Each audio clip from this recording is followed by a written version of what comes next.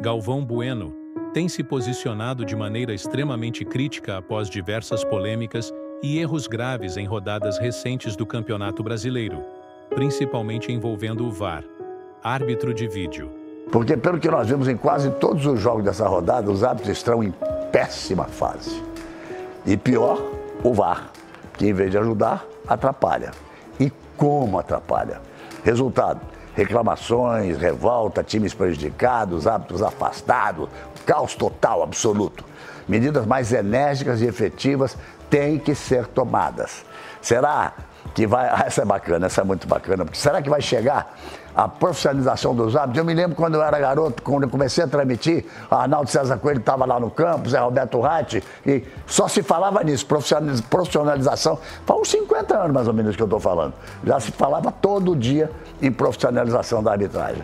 Então é lamentável a lambança das arbitragens e ela toma um espaço no noticiário. Tivemos tantos jogos importantes, vamos falar dos jogos, mas acabamos falando muito sobre a atuação dos juízes, quando deveríamos estar discutindo mais sobre o sobe e desce da tabela, o Palmeiras novo líder, a vitória, aí o Bahia, vitória não, o triunfo do Bahia, porque o torcedor do Bahia não fala vitória, ele fala triunfo, o triunfo do Bahia contra o Flamengo, que está em queda, não há como negar, o Flamengo nos últimos jogos. Em suma, gols e as belas jogadas dos nossos craques. Vamos embora lá em frente, que o programa está no ar, é hora de discutir tudo isso. Então já vou começar, para não falar de arbitragem, não tem jeito. Eu quero dizer o seguinte: eu não concordei com a produção, com a enquete que eles vão colocar, não. Depois você diz que vocês concordam, vocês em casa votam. Mas coloca a enquete aí. Eu achei um pouco de exagero, mas tudo bem. Vamos embora ver, cadê? Qual é a razão da vitória do Palmeiras? Os gols que o Palmeiras fez, né? Beneficiado pela arbitragem, 32,4%. Pela atuação no segundo tempo, 67,6%. Então a gente começa com isso. Marco Antônio, você está mais do lado beneficiado pela arbitragem ou pela belíssima atuação do segundo tempo? Eu beneficiado pela arbitragem. Eita. O São Paulo teria grande chance de fazer 3-0 no primeiro tempo. É a questão do pênalti que nós vamos discutir, mas claro, se o juiz dá o pênalti, o outro tem que fazer o gol, né? Às vezes não faz. Mais um detalhe, o Abel perdeu, um grande treinador, faz trabalho magnífico, perdeu a chance de ficar quieto, né? Falar que para ele não foi pênalti. Sabe por quê, Galvão falou? Que a bola correu, o jogador não pegaria. Que regra é essa? Está inventando regra. Falta dentro da área, independente de onde a bola está, é pênalti. O Abel está inventando regra para se justificar o que não tem. Esse é Marco Antônio Rodrigues, um bodão, que sempre foi assim, o tempo todo. Ricardo, você está com o Palmeiras, foi uma virada histórica. Virou beneficiado pela arbitragem ou mais pela belíssima atuação do segundo tempo? É difícil porque ele foi beneficiado. Realmente o pênalti houve, a gente já falou aqui, todos falaram. Daí ali poderia... Não, ainda não falamos não, vamos falar. Poderia ser o 3-0, né, Galvão? Poderia. Agora o Palmeiras fez um belo segundo tempo. Fez um belo segundo tempo. O São Paulo tinha feito um bom primeiro tempo também. Exatamente, não conseguiu manter.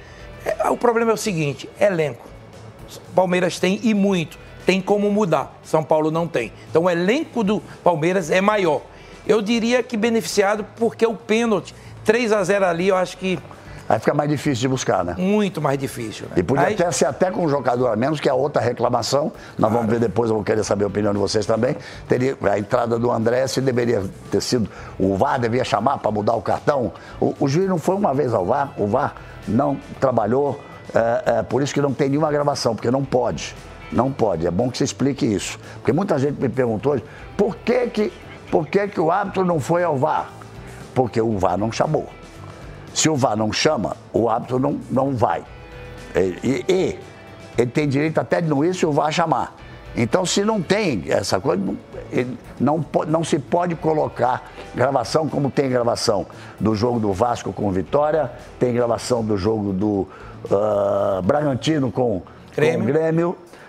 Dessas foram lances esquisitos também. Mas tem uma outra de um pênalti que deveria ter sido a favor do Botafogo, não foi. Mas não tem nenhuma fala, a CBF explicou que não pode colocar nenhuma fala porque não houve participação do VAR e até destacou. O árbitro nenhuma vez foi à tela e nenhuma vez conversou com o VAR. Se não conversou, não sei. Mas que ele não participou, não participou. Mauro Naves, foi beneficiado pela arbitragem ou pela atuação do segundo tempo? Boa noite, Galvão. Prazer estar aqui de novo. Mas o diretor do São Paulo tem direito e foi até a CBF, aí ele ouve o VAR.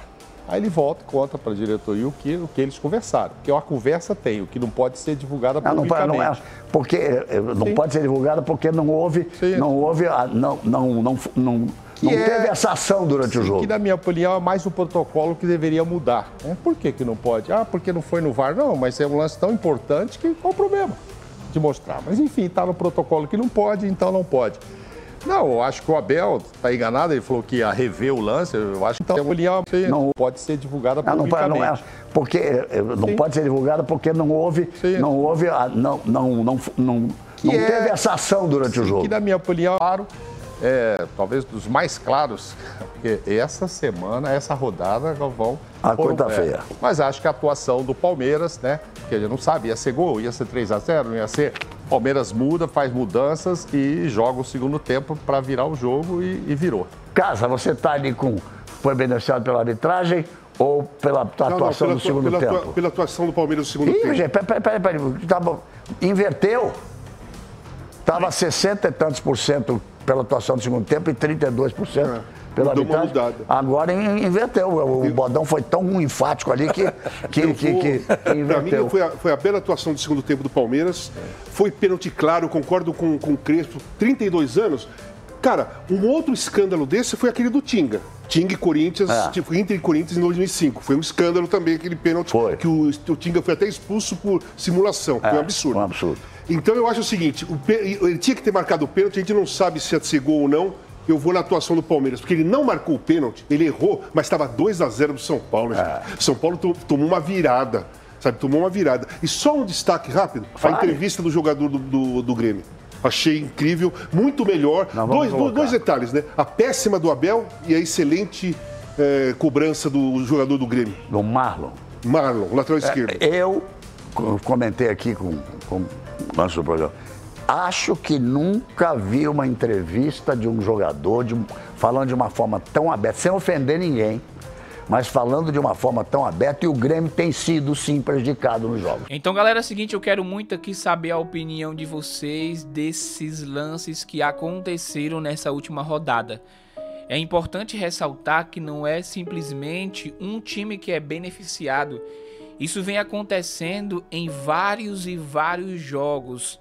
Enquanto alguns clubes são prejudicados, outros são beneficiados.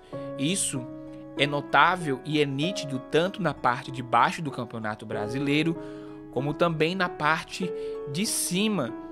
A pergunta é: será que de fato existe uma manipulação de resultados para alguns clubes e outros não? Eu quero saber a tua opinião aqui neste vídeo. Comentem aqui e coloquem a sua indignação.